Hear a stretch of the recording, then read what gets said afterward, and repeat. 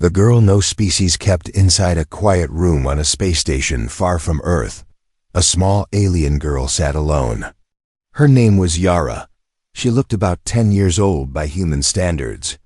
Her skin was soft gold, her eyes glowed like stars, and her long, silver hair reached her shoulders. She had a small tail that curled tightly when she felt nervous. And right now, her tail was wrapped around her leg like a rope. The room was part of the Galactic Adoption Center, a place where aliens from across the galaxy came to adopt children.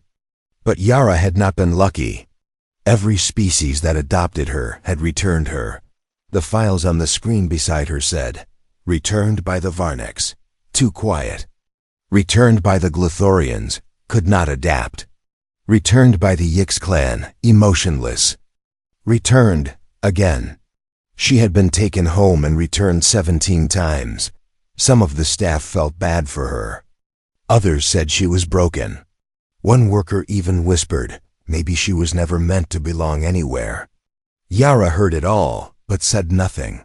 Her ears were sharp, but her heart was tired. She had stopped hoping long ago. That day, a human man walked into the center. His name was Rick Holloway, a cargo pilot from Earth. He was tall, with short black hair and rough hands. He had no family, no partner. Just his ship and a long list of regrets. Rick had come to the center by accident. He was only looking for some old crew files that were mistakenly sent here.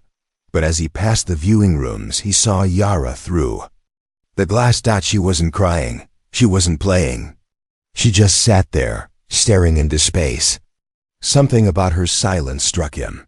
He looked at the worker and asked, "What's her story?" The worker gave a tired laugh. "Oh, that one? That's Yara. She's been adopted and returned more times than I can count. No species wants her. She's difficult." Rick raised an eyebrow. "She doesn't look difficult. She doesn't talk much. Doesn't cry, doesn't laugh. Some say she doesn't feel at all. But she listens, watches, learns too fast. Makes people uncomfortable." Rick nodded slowly, still staring at the girl behind the glass.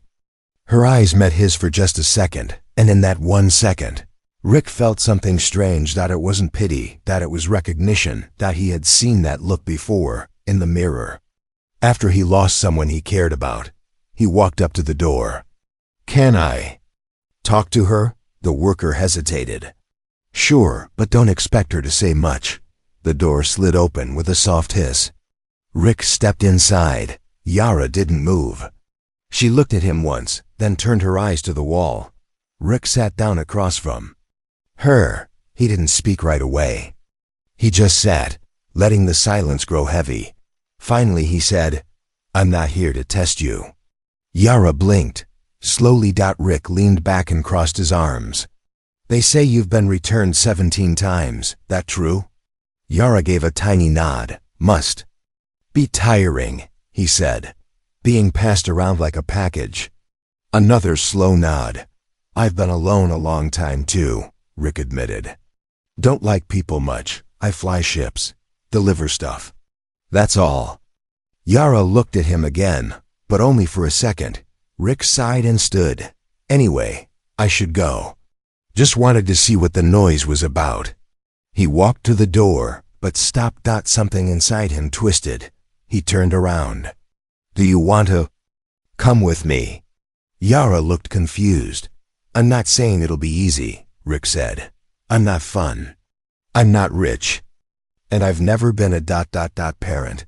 But I won't return you. Not ever. You want to fly with me?" Yara didn't answer right away, but she stood up. She picked up a small metal cube, her only belonging, and walked to his side. That was her answer. Rick nodded. "All right then. Let's get out of here." The worker looked shocked. "Wait, you're taking her? No trial period?" "Nope," Rick said. "She's mine now." And just like that, the girl no species kept finally walked out of the adoption center for the last time. She didn't say much. She didn't smile. But as she stepped aboard the human's old cargo ship, something inside her shifted. She had no idea where they were going. But this time, maybe she wouldn't be returned. Yara sat in the co-pilot seat of the old cargo ship. She didn't speak. She didn't ask questions. She just held her small metal cube tightly and stared out at the stars. The stars didn't reject her. The stars didn't return her. They just stayed. Rick was in the pilot's seat. His hands moved across buttons and levers like it was second nature. The ship was loud, old, full of rattles and faded lights. But to Yara, it was better than any shiny house that returned her. Rick didn't say much, just like her. He only said, "Seatbelt," before takeoff. She obeyed. He nodded once and lifted off into the black void of space. For a while, neither of them talked. The ship flew through asteroid fields and glowing clouds. It was beautiful, but Yara didn't smile. She had learned not to trust pretty things. After 2 hours of silence, Rick finally spoke. "You hungry?" Yara looked up. He opened a drawer and pulled out a small silver packet. Not ration paste, real food. He handed her a warm sandwich. Simple bread and protein strips. Yara took it carefully, as if it might disappear. She sniffed it first. No strange smell. Then she bit it slowly. It was warm. Her chest tightened. She didn't know why she wanted to cry, but she swallowed hard and said nothing. Rick saw her reaction but didn't comment. Instead, he pointed at a red button near her seat. "That's the shield reset. If something hits us, push that." Yara nodded and looked at the button. "Your crew now," he said simply. "I don't carry passengers." Crew. The word felt strange in her ears. Like a title she didn't deserve, but she didn't argue. She just nodded again and finished the sandwich without wasting a single crumb. Later, when the ship docked at a supply station, Rick turned to her. "I need to refuel." "You can stay on the ship if you want." Yara hesitated. What if he left her? What if this was the moment he changed his mind? But Rick noticed her worry. "I'll be back in 10 minutes, he said. "Promise." Yara stayed inside the ship. Watched from the window as he walked away. She counted the seconds in her head. 60 120 before she could reach 500. Rick came back, holding a bag of parts and a small box of sweets. He handed her the box casually. They had candy sticks. "Try it." Yara opened the box slowly. Inside were thin sugar sticks wrapped in colorful paper. She had seen them before, but never tasted one. She picked a blue one, unwrapped it, and took a tiny lick. Her eyes widened, sweet, cold, strange. She licked again. Rick smirked. "Good?" She gave a very small nod. He didn't say more. He just started fixing wires under the control panel while humming softly to himself. That night, Yara found a blanket folded neatly in the engine room. It was thick and soft. Someone had placed it there. For her, she curled up under it and stared at the engine lights glowing faintly. They pulsed like a heartbeat. Warm, calm. Rick checked on her once before sleeping. He peeked through the doorway, but didn't speak. Yara whispered before he turned away. "Why didn't you flinch?" Rick paused. "Flinch? When I looked at you, the others. They always looked away. You didn't." Rick stood quietly for a second, then said, "I've seen a lot of pain. Yours didn't scare me." He walked back to his bunk. Left her alone. But his answer stayed in her mind. He didn't flinch. The next morning, Rick made something that smelled good. Eggs, real ones. Not synth food. Yara sat across the table, still quiet. Rick finally asked, "Why did they return you?" Yara took a long pause, then answered softly, "Because I listened too much, and I spoke too little." Rick nodded. "Sounds like a good crew member to me." Later that day, Rick handed her a small tool. "You want to help fix the scanner?" She hesitated. "I don't know how. I'll teach you." So she followed him into the engine bay, watched how he worked, copied his movements. She was quick, quiet, careful. After just a few minutes, Rick said, "You're better than some of The adults I've hired before. Yara didn't smile, but her eyes glowed slightly brighter. For the first time in her short life, someone didn't just allow her to stay. He wanted her to stay. He gave her space. Time, tasks, food, warmth, and not once did he ask, "When are you going back?" Because in Rick's mind, she wasn't going back anywhere. She was already home. The stars outside the ship blinked slowly as Yara sat near the heating vent, holding a metal bowl with both hands. The smell rising from it was soft and strange warm broth, noodles, bits of something chewy. It was her first real meal. Not processed. Not from a packet, and not cold. She stared at the steam like it was magic. Rick sat across from her with his own bowl. He didn't talk much, just slurped the noodles like it was normal. For him, it was.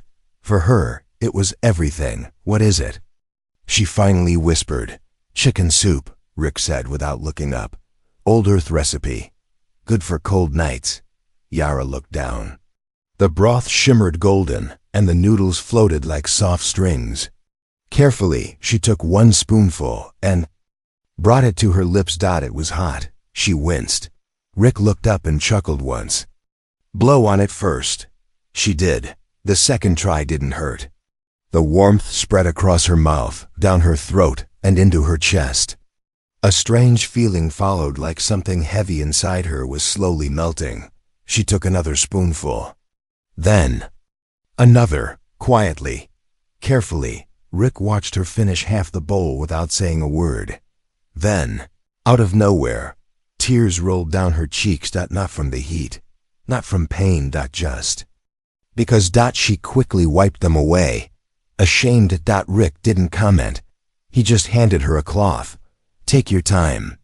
She nodded, eyes still shiny, and continued eating. That night, she didn't sleep in the cold engine room. Rick had placed a soft mattress in the small storage bay. A blanket. Even a little light hanging from the ceiling that changed colors. Slowly blue to green to pink. He didn't say, "This is your room." He didn't have to. Yara just understood. The next day, she followed Rick around the ship. Watched how he ran system checks, how he fixed small cracks in the hull, how he talked to the ship like it was alive. He didn't treat her like a guest or a child. He handed her tools, gave her instructions, and let her work. When she installed a cooling fan backward, Rick didn't scold her. He laughed and said, "Now it's heating the wires. Maybe the ship's cold too." Yara giggled softly. It was the first time Rick heard her laugh. He paused, surprised, then smiled and handed her another tool. "Let's fix it together." Later, during their midday rest, Rick showed her an old screen full of movies from Earth. Cartoons, stories, action films. "Pick one," he said. Yara scrolled through, then pointed at a picture of a girl riding a dragon. "Good choice, Rick." Nodded. They watched together on the dusty screen. The girl in the story was brave but misunderstood. Yara didn't say it out loud, but she saw herself in her. Quiet, different, lonely, but the girl had a dragon. Yara had Rick. The movie ended, and she looked at him carefully. "Have you always been alone?" Rick shrugged. "Not always." "What happened?" He looked down at his hands. "I had a daughter, long time ago. She didn't survive." Yara went silent. "I stopped trying after that," Rick continued. "Told myself I wasn't meant to protect anyone."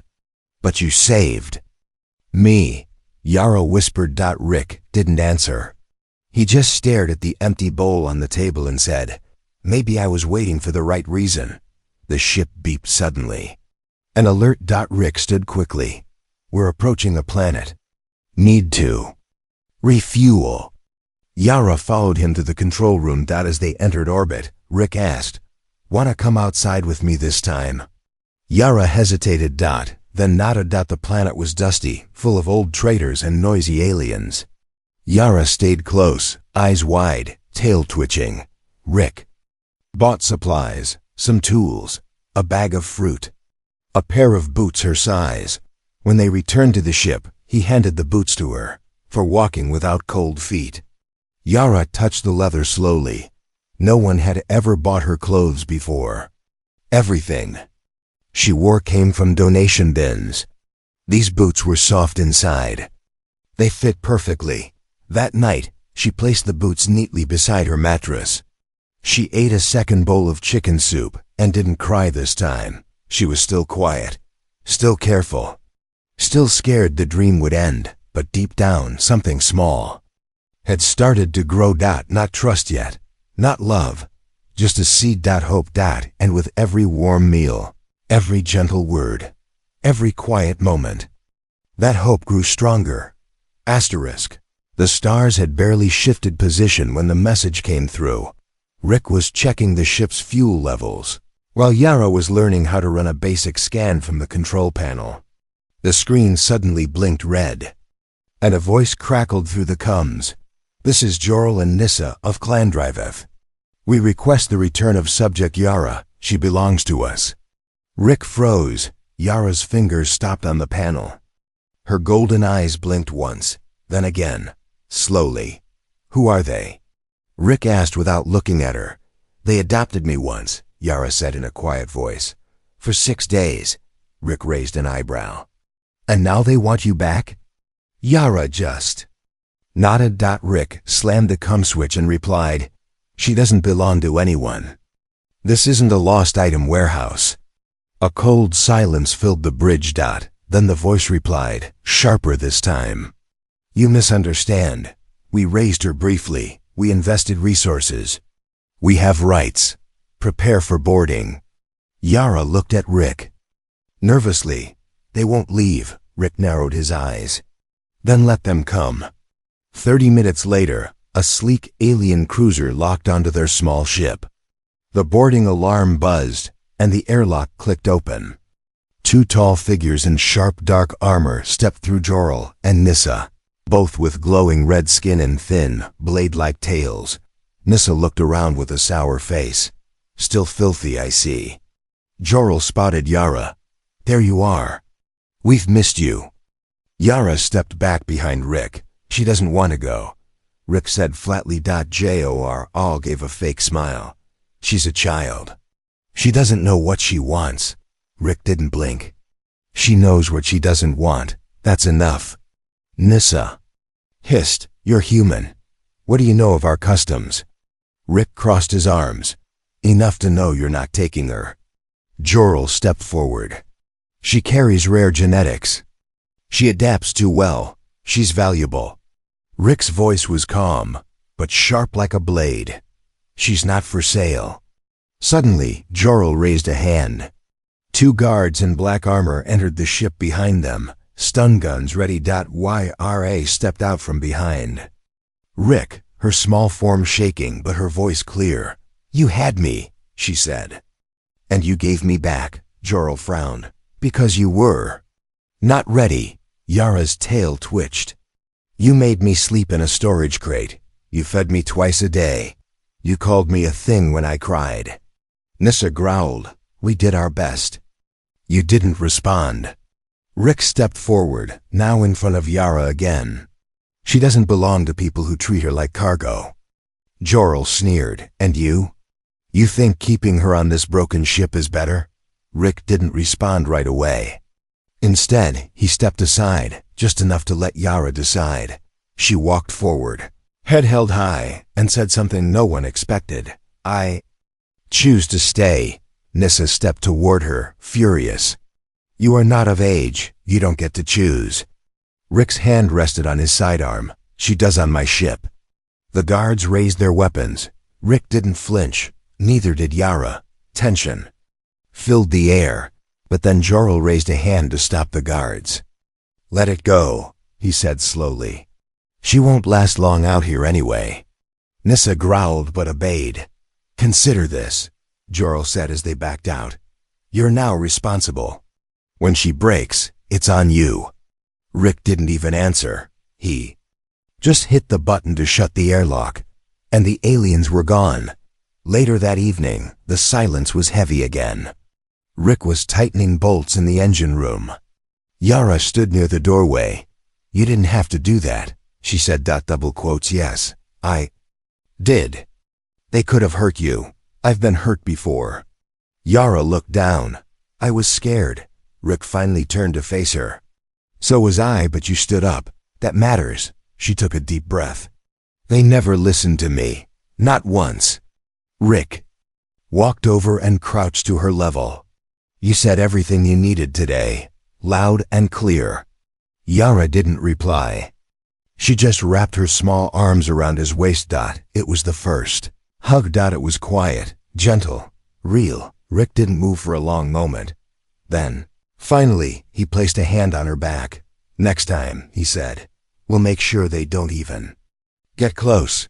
Yara nodded against his chest. Next time. I'll be stronger, Rick smiled. You already are. The stars outside were calm again. No chasing ships. No loud threats. Just peaceful silence. Inside the ship, Yara sat cross-legged on the floor of the control room, tinkering with a small broken panel. Rick had given it to her to practice wiring. It wasn't connected to anything important, just old and dusty. But she liked the challenge. She carefully opened the back of the panel and found something strange. A small metal drive. It didn't look like it belonged. Curious, Yara walked over to the main console. The screen was old, but it still worked. She slid the drive into a hidden slot. The screen flickered. Voice log playing. A tired male voice began to speak. It was Rick's voice, years younger. More broken. Day 48. The meds didn't work. The fever took her during the night. She was only 7. I held her hand until she stopped breathing. Yara froze. I told myself I wouldn't cry, but I did, and now I can't stop. I can't even look at her toys. I packed them in the storage bay. Maybe one day I'll donate them. Or maybe I'll just leave them there. I don't know how to let go. The log ended. Another began. Day 102. The ship's working again. I'm flying alone. People talk to me, but I don't answer. What's the point? She's gone. Yara swallowed hard. This wasn't a secret. It was a wound left open, never healed. She quietly removed the drive, placed it back in the panel, and closed it gently like she was tucking in a sleeping child. That night, she couldn't sleep. She sat on her mattress, holding her metal cube, thinking of what she had heard. Rick had lost a daughter. That's why he looked at her that way. That's why he didn't flinch. He had seen the end before, and maybe, just maybe, he didn't want to lose anyone again. The next morning, Yara woke up early. She searched through the ship until she found the storage bay. It was filled with spare parts and boxes, most unlabeled. In the corner, behind a metal crate, she found a small red box with faded stickers. Inside were old toys, a small stuffed animal with one button eye, a music device shaped like a moon, a child's drawing, now yellow with age showing a stick figure, girl and a man holding hands. Yara stared at it for a long time. Then she got an idea. Hours later, Rick came back from the fuel station. As he entered the ship, he noticed something on the control console, a small square badge, handmade from wire and scrap plastic. It said, Captain Dad. He stared at it, frozen. Behind him, Yara stepped into the room, clutching her cube to her chest. I know I'm not her, she said softly, but I can be someone if you want. Rick looked at the badge again, then at her. He didn't speak for a full minute. Just walked over and sat beside her. You don't have to be her, he finally said. You're you. That's more than enough. She nodded once, her golden eyes shiny. Rick held the badge in his hand like it was made of gold. He didn't say thank you. He didn't need to. His eyes said everything. The ship flew for 2 more days, quiet and steady. Yara helped with repairs. Rick showed her how to read star maps. They didn't talk much, but the silence between them wasn't heavy anymore. It was peaceful. Safe. One night, as the stars moved past the windows, Yara asked, why did you stop believing you could protect anyone? Rick was fixing a fuse. He paused, thinking. "Because I failed once," he said. "And when you fail that big, you don't trust yourself anymore." Yara sat beside him. "But you didn't fail me." He looked at her, surprised. "You kept me warm. You gave me real food. You let me sleep in peace." She leaned her head on his arm. "You protected me," she whispered. Rick stared ahead, blinking a few times. Then he nodded. "Maybe I needed you too." Later that night, Rick placed the Captain Dad badge on the front wall of the cockpit. Right under the words, "Crew always welcome." Yara saw it the next morning. And smiled. Real smile. The kind that didn't hurt. The kind that stayed. Rick's ship, the Nova Ember, drifted quietly near a trading post on the edge of a starless sector. It had been a calm week. Yara helped clean out the vent lines, fixed 2 blinking lights on the bridge, and even really laughed when Rick accidentally spilled a protein shake on his boots. But peace never lasted long in deep space. Not for people like them. A new message came in through the emergency channel. Rick didn't check it right away. He was teaching Yara how to fly the ship in manual mode. She sat on a booster seat, her small hands on the controls, wide eyes focused. "You're doing fine," Rick said calmly. "I'm drifting left," she muttered. "Good. Now drift back right. Don't fight the ship. Just guide it." She smiled. "A little, like telling it a bedtime story," Rick laughed. "Sure, if the story has plasma engines and dangerous turns." The peaceful moment was broken by a loud alert. "Incoming priority broadcast, public bounty issued." Rick frowned and opened the file. Yara leaned in to look. Her own face appeared on screen. Alongside it, bold words, "Wanted, alien female. Child, genetic rarity, -200,000. Credits alive, client anonymous." Yara's heart dropped. She didn't speak. Didn't blink, just stared. Rick cursed under his breath. Who the hell did this? The message had already gone out across the outer rim. That meant bounty hunters, mercenaries, even desperate scavengers would come chasing. Yara looked up slowly. "They want to take me again." "No one's taking you," Rick growled. "But they'll find us." Rick turned to her. "Then we'll make it hard for them." By the next hour, Rick had activated every hidden defense system the ship had. Turret overrides, chaff flares, emergency cloaking. He taught Yara how to trigger them with a single command. He also loaded a hidden pistol. Yara watched him quietly. She didn't ask what the plan was. She already knew. Run. But bounty hunters work fast. Only a day later, 3 small attack ships locked onto their signal near a dead moon. They came in fast, without warning, firing stun rounds across the hull. Yara was thrown from her seat. Rick grabbed her and pulled her into the emergency hatch. "Get to the lower chamber, now." But no arguing. Yara scrambled down the ladder as Rick sealed the hatch behind her. She crawled into the hidden pod chamber, her heart pounding. Upstairs, Rick activated evasive mode. The ship rolled through space, spinning between debris fields and asteroid fragments. He hit the flares, fired back with weak cannons. The hunters kept chasing. Down below, Yara heard every blast, every rumble. The walls shook. She hugged her knees, whispering over and over, "Please be okay. Please don't leave me." Then silence. No blasts. No shaking. Only soft static in her earpiece. Then Rick's voice. "They're gone. You can come out now." She rushed out, climbed the ladder fast, and found him slumped in the pilot's chair, panting, bleeding from his forehead. She froze. "You're hurt." "I'm fine," he muttered. "Just scratched." She grabbed a clean cloth and pressed it to his wound. He didn't stop her. "You fought 3 ships," she whispered. "Had to. For me." Rick looked at her and smiled through the blood. "You're my crew, my responsibility. No one takes my crew." Yara blinked fast to keep her tears inside. She failed. She sat beside him and held his hand tightly. "Rick, yeah? Know a place we can hide? He turned to her slowly. You do? She nodded. It's not on most maps. I was born there. Before all this odd adoption stuff. Rick leaned forward, interested. Coordinates?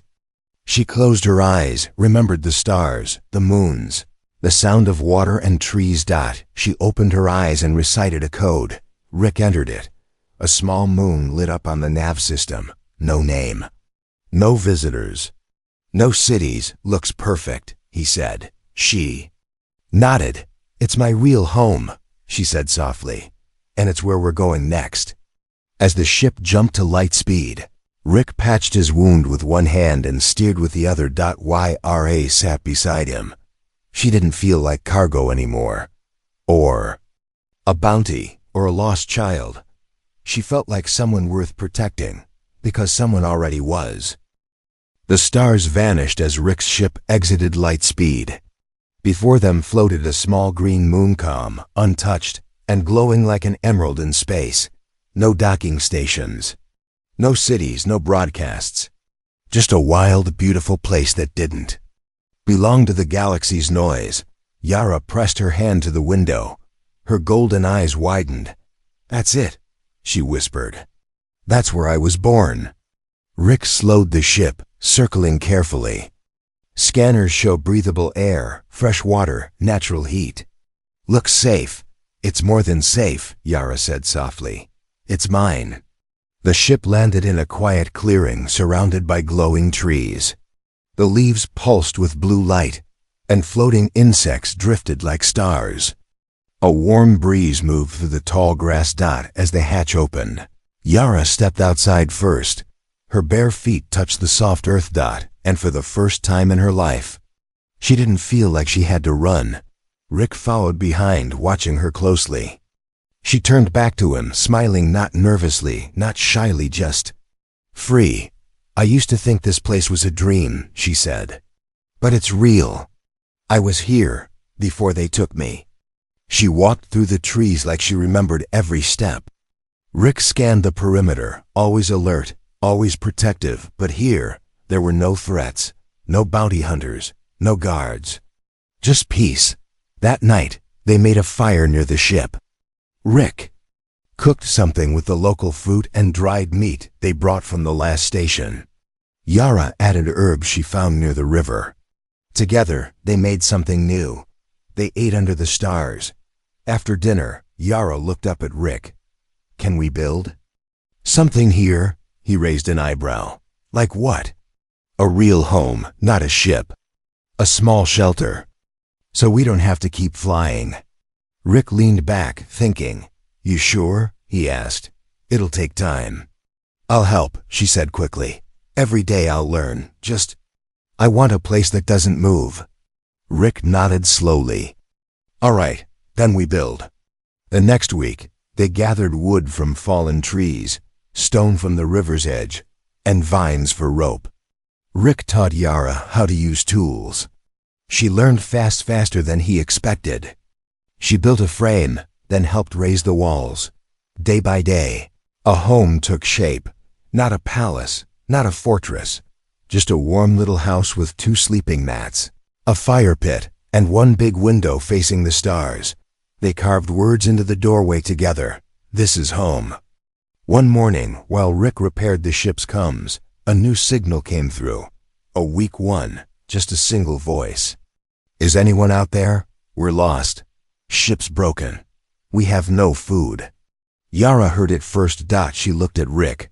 Should we answer? Rick didn't speak for a moment, then said, let them come. Within 2 days, a tiny pod ship limped into orbit. 2 small alien children stepped out shaking, tired and hungry. Rick gave them food. Yara gave them blankets. No questions asked. Later that night, one of the alien children asked Yara, Are you from here? Yara paused, then nodded. Yes, and so are you now. In the weeks that followed, more signals came. Lost kids, returned adoptees. Runaways. All different, all unwanted. Rick didn't turn anyone away. Yara welcomed each one with a smile. They built more shelters, shared food, laughed under the trees. Soon, the quiet moon was filled with voices, gentle ones, healing ones. They named the growing camp hearth light. It meant the place where the warmth begins. One day, as Rick leaned against a tree watching the kids build a rope bridge, Yara walked over and handed him a folded cloth. "What's this?" he asked. "Your new jacket. You're the leader now." He opened it. The back said, "Captain of Hearthlight." Rick blinked. "You made this?" Yara nodded proudly. "You saved us. You gave us a home. You're more than just a pilot now." He looked out at the kids laughing, climbing trees, fixing lights, and then he looked at her. "You're the reason it all started," he said. "No," she replied gently. "You were the first one who didn't return me, the first one who stayed." He smiled. She smiled back, and that moment, more than any spaceship, any weapon, or any fancy planet, was the most powerful thing in the galaxy. Because in a universe where no one kept her, one human gave her a forever home. The end.